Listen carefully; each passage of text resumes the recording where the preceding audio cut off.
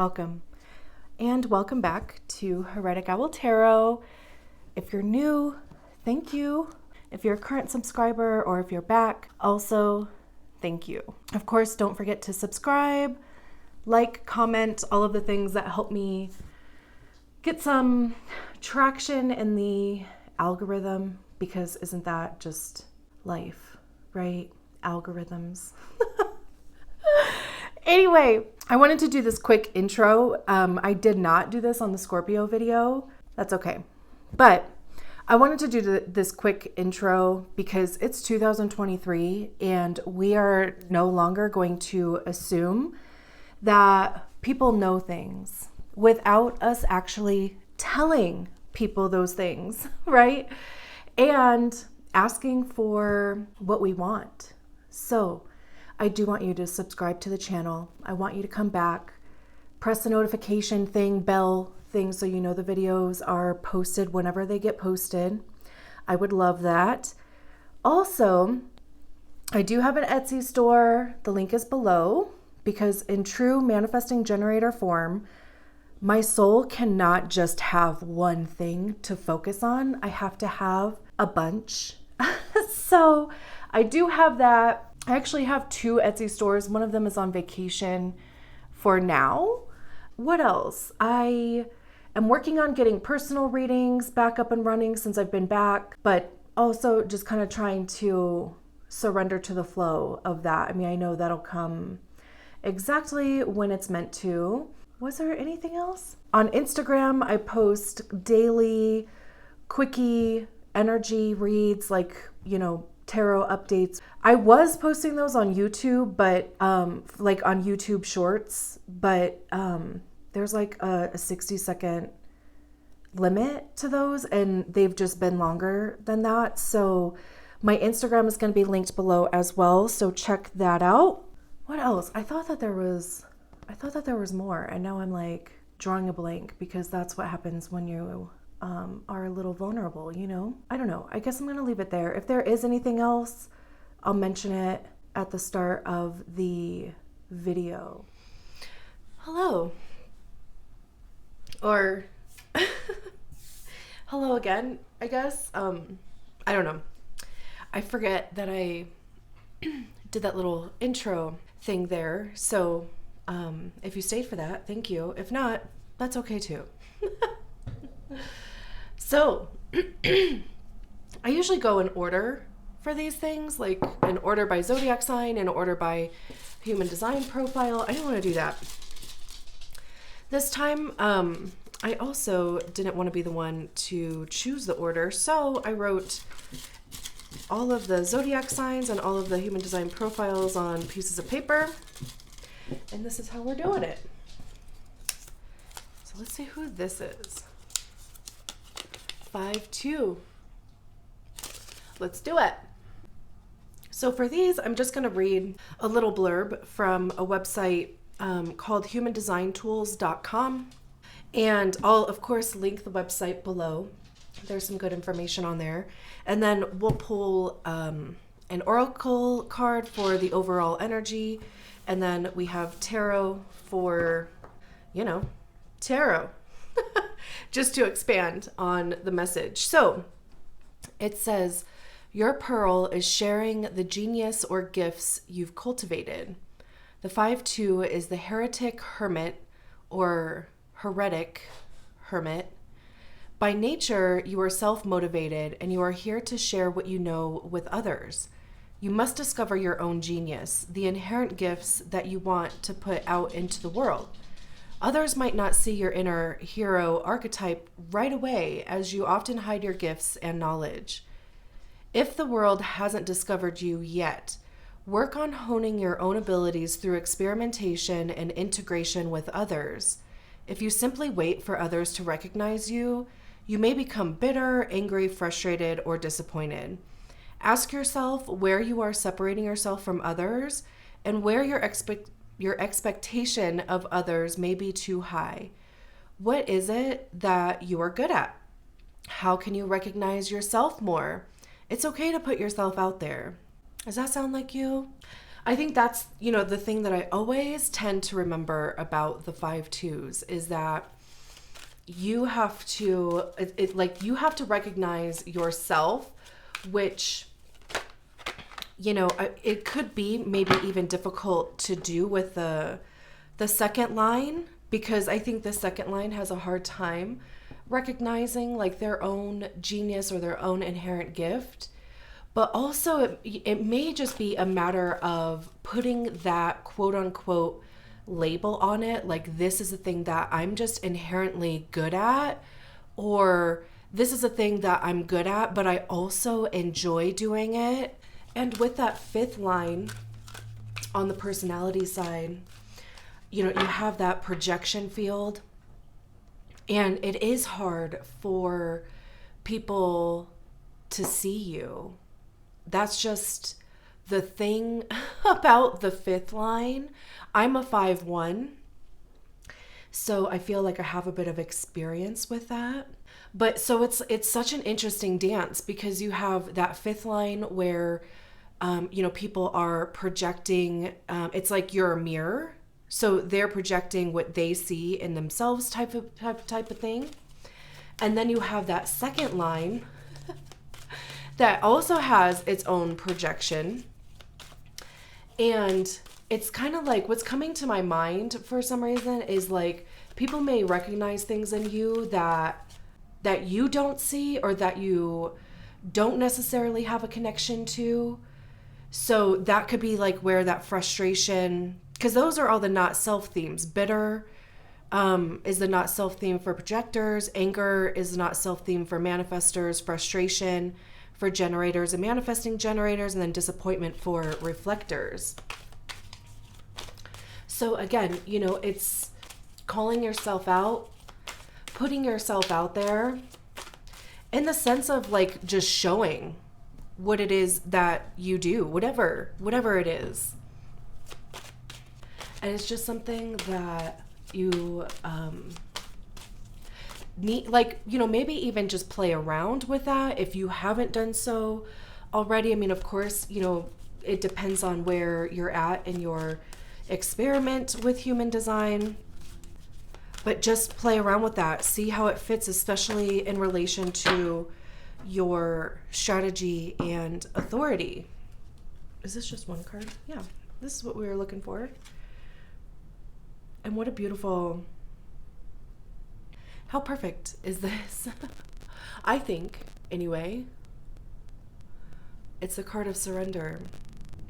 And I think this image back here, is that, you know, the image that they say is like the beginning of the universe, or where the universe was created, which I feel like really kind of ties into what it's saying, like sharing your genius or gifts that you've cultivated. It's like, it's just inherently in you. It was something that was created as part of you.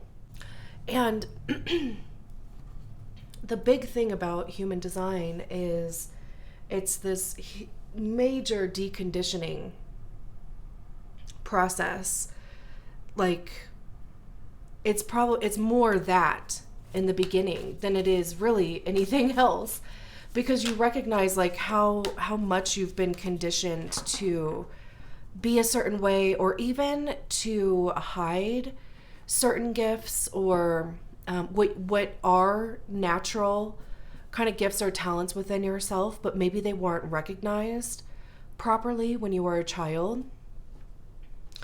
And especially with that 5th line, you know, it's healing a lot of the projections that were put onto you.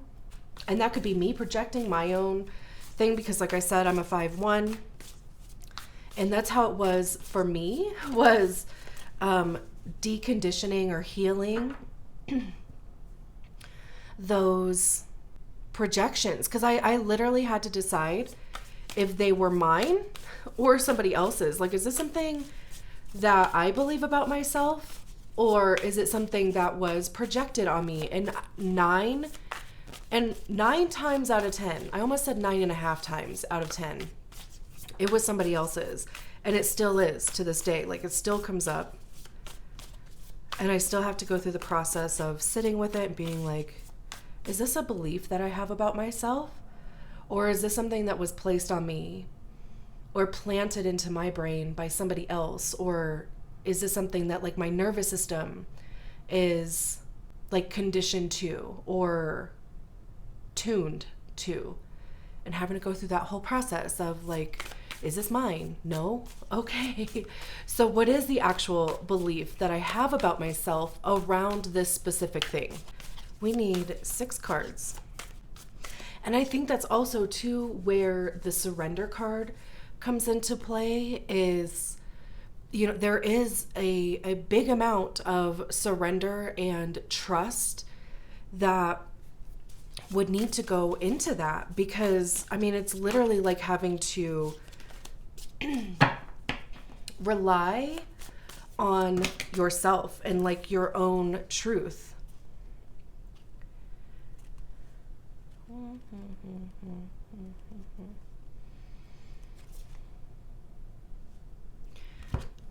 I mean, this is like 7 cards. You know what? Let's take them.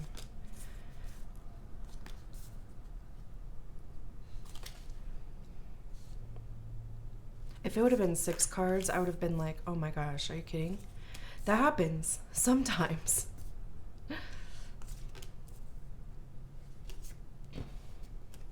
And this card, I feel like came out kind of, I don't know if it was like in the beginning or it flipped over at some point. I remember seeing the Justice card though, and then we have the Chariot at the bottom. Yeah, okay. Let me just make sure everything is in frame. Okay. And it almost kind of feels like we'll get there, but it really just kind of feels like this card is saying that there's like something, it's either karma, fate, or I hate using the word deservance, because I mean, we all are inherently deserving, but we have to see it first, right? So that's just so interesting. So we'll get there. So we start with a 9 of Cups. Beautiful. I mean, this could be a goal. This could be something that you're feeling now. That could be, again, a goal, like something that you're working towards. The 9 of Cups is wish fulfillment. Cups having to do with our emotions, love, heart space. What do we feel good about? What do we feel bad about? And in this depiction of the card, it's like, you know, they found their treasure. Something's been either discovered or unlocked here. And really, this could be your genius or inherent gift. And on, like, it's almost kind of like just accept the fact that that's there. If you are a 5-2, even, you know, I mean a 2-5, but we're talking about 5-2s. If you are a 5-2, you have that inherent gift. It's there. Okay. So again, if it's something that you feel you haven't discovered yet, then I would say that it's something that's been buried, literally, because we have this treasure here. And then that leads me to believe, you know, or to that buried treasure thing. And it's really at this point, you know, if it is something that you're just like, I don't see it or whatever, then I would recommend taking yourself on a journey back to your childhood. Whether, you know, you have help doing that, like a therapist or, you know, somebody trained to do inner child work, or reading stuff online, or, I mean, there's so many resources just to kind of help you navigate through that. Because, I mean, you know, I'm not saying that it's easy to do, but that's just the feeling that I'm getting from that. It's like, you know, recognizing, discovering, rediscovering your treasure. What's the thing that you love doing that gives you this feeling of euphoria? Or it doesn't even have to be like that. It's just something that like you enjoy doing. It could be art, it could be music, it could be talking to people, it could be jewelry, it could be, you know, research, teaching. I mean, you know, the list goes on and on and on and on. And then we have the Queen of Pentacles here. And the Queen of Pentacles, this almost feels like something that you can monetize, and not that everything that we love or every hobby or, whatever should be monetized. I think it's gotten that way because of capitalism, but also, that's the world that we live in. but there's also that saying that if you love what you do, it's not work. So that's just a feeling that I'm getting from this, is that it is something that either you have been starting to, or you can start to work in that direction of monetizing. And maybe it's just a matter of like putting the thing out there, and not necessarily to your peers. The other thing with the 5 line is that it has more of an impact on strangers, like the people that of course, like they will be supportive and, all of the things. I'm just saying like maybe not rely on them heavily. Like, just put yourself out there for strangers to see your work, which could also be scary, but that's also how the 5th line works. So again, it's just like inherently there, right? But the Queen of Pentacles is, when I see queens, it's when we embody the energy of the suit ourselves. Like we see it within ourselves. So then we're able to share it with other people. And Pentacles having to do with money. We can also see that this figure is, they look comfortable, right? Looking cozy, eyes are closed. They're not really like gripping that pentacle. It's just like easy breezy comfort. There's a nurturing quality that comes with the Queen of Pentacles. So like mother hen type of energy. But also it's like she's not really worried about her bag. There's no stress in this card. There's, a lot of nature. It's an earth card. So, like earth sign. This could even be needing to maybe even reconnect with nature, or even meditate in nature to some degree. Like allowing yourself to get quiet so that you can hear yourself. And then we have the Queen of Swords here. And I love how they are like close together. And then we go 9 of Cups to Ace of Cups here, which I also love. This could even be like style here. You could have a good sense of style. I'm jealous of that. I don't have that. But I just kind of keep looking at their dress here, and then the necklace that they're wearing, the earrings, the wrap, even the color eyeshadow, and these branches that look like antlers, but there's a little crown of leaves around their head too. I hope you can see it. But it's like you see things that other people wouldn't see, or you can put together elements that maybe other people wouldn't have thought to put together, and it just works. And that doesn't even necessarily have to be just fashion or your style. That can be anything else. Again, it can be jewelry, it can be some sort of art. It could be teaching. It could be, just something where the elements that you bring together, it's like, they all work separately, and nobody would have ever thought to put those elements together, and nobody especially would have thought that they all would have worked together if they came together, type of thing. So it could be that. And then we have the Queen of Swords here. And what is so interesting, it's paired with the Ace of Cups here. And what's so interesting to me about this pairing when it comes up, because it's come up before, but there's this cup here. And I see that as being the Ace of Cups. The Queen of Swords is very, swords are our mind, thoughts, our perceptions of reality. I see it as being the card of ego, because that's generally where we hear our ego is in our minds. It's about truth, honesty. It's everything, kind of mental. And again, with the Queen, right? There's this discipline of thought. I always see the Queen of Swords as being confident, I know some people say that the Queen of Swords is cold.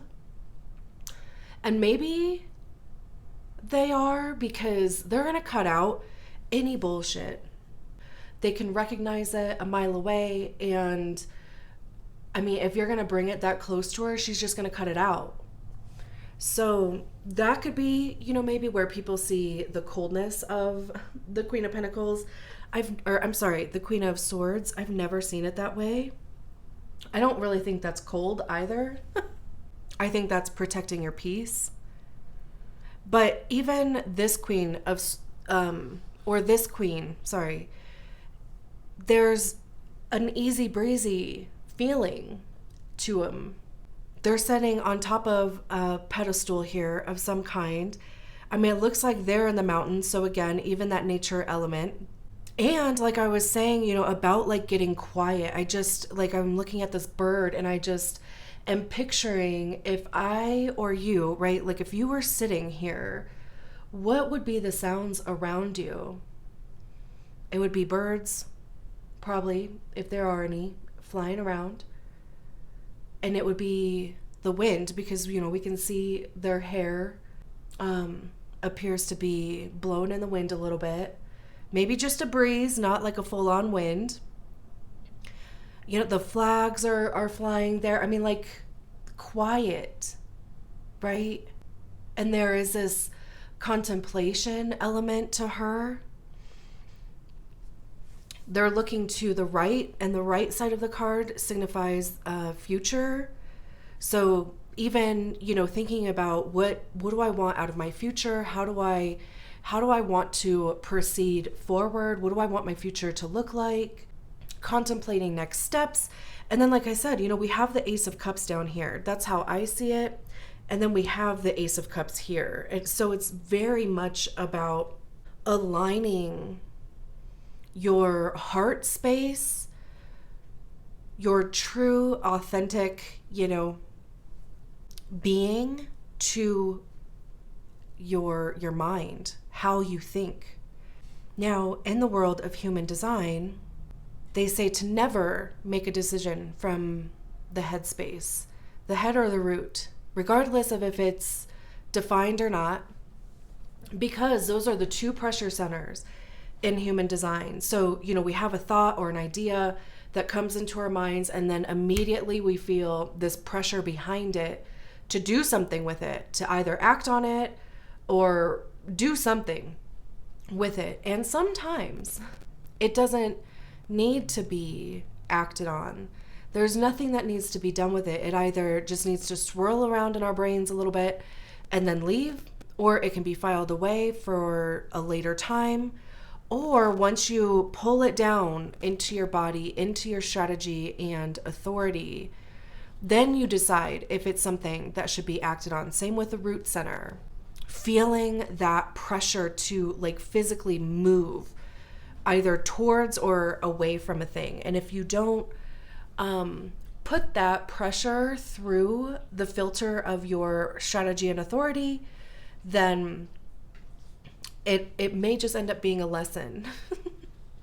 Because your strategy and authority is here to help guide you into what is the correct quote unquote situations. And then our profiles help us navigate, the people or the energies within that situation. So back to the Ace of Cups here. The Ace of Cups is a new beginning. Aces are new. So there's something that's happening here, or that has happened here, either way, that is causing you to either maybe even have a new lease on life. It's, almost kind of finding that love again, and they're even holding the cup at their heart space. I mean, of course, it could be a new relationship coming in. I don't think so based on all of this. I mean, it can be romantic, platonic, or business, of course. But even though this cup is behind, kind of these bars here, I feel like it's more of a protection thing. So it could be reconnecting with your heart, taking this out of its little jail. If you build up a wall around you, which most of us have, but this would be signifying, kind of pulling this cup out from jail, letting your guard down a little bit, and really reconnecting with it, which is vulnerable. That's also with the Ace of Cups, or just cups in general. It is vulnerable because, you would be showing yourself, your true self, right? Ace of Swords here, like I said, that could be scary.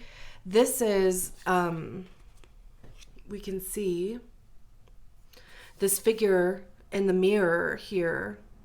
This is them in reality, right? Not tied up or anything. And this is how they feel when they look at themselves. Like, I don't have a choice, or it's really being even buried in projections. I wish I knew, or I wish I could remember some like celebrities that are 5/2s, because I think it's just easier for me anyway. This doesn't have to apply, of course, to everybody, but it's easier sometimes to see like other people and how, especially I think for the fifth line, like for instance, Taylor Swift, Lady Gaga, Will Smith, they're all 5/1s. And really Taylor Swift, like there's an interview with her where she's talking about projections from people and how she can't let them define her. And if anything, she uses those projections to write her music. So it's almost like, she kind of makes fun of, or that's the way that she dissolves the projections. And that's kind of what I mean about even over here about capitalizing on those projections. Like, I mean, she's sold out arenas, and she has the #1, or she broke some record with her last album. I can't remember like the specifics of it. I just remember seeing something about it. But it's kind of like, my point is though, like using those projections in your favor. And specifically with that Eight of Swords, it's all that fear, because in the past, you might have been rejected or just misunderstood. And the more that you can accept that is going to happen more times than not, then the freer you can be. And especially too, it's paired with the Three of Cups here. So there's a couple things. Like, you could be worried about how you're going to be received if you were to put yourself out there. And again, it would be based on old stuff, old experiences. Or this could also be saying that it's like you're preventing yourself from, like you are delaying yourself from being seen by others, or you are preventing yourself from finding the right people, or from the right people finding you, really, because that's what it is. All you need to do is live in your truth, and the right people will find you. And if they're not right for you, don't keep them around. They won't even stay around anyway. And then, like I said, we have this Justice card here at the end, and it's almost like, just look at this sword here. It's like, there's this line, which is really kind of interesting. It's like, just this depiction of the Justice card. This is a card of Libra. Also, there doesn't have to be a Libra around you, just pointing that out. But this talks about the scales balancing, fairness, kind of getting what you deserve, or other people getting what they deserve, like the karma element. It could have something to do with a legal case, marriage, divorce, either way. But there's these two elements here, and it's balancing these two things.